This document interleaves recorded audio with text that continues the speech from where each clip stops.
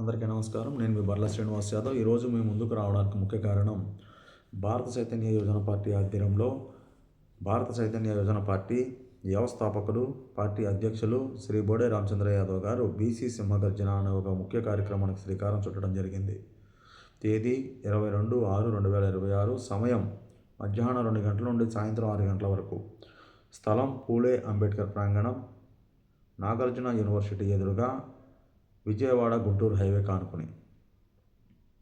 Agenda: BC రక్షణ చట్టం అమలు, రాజధాని ప్రాంతంలో బీసీలకు 1000 ఎకరాల భూమి కేటాయింపు, బీసీ కులాల కార్పొరేషన్లకు నిధులు, సమగ్ర కులగణన, విద్యా ఉద్యోగాలు, స్థానిక సంస్థలు, చట్టసభల్లో బీసీలకు 44% రిజర్వేషన్లు.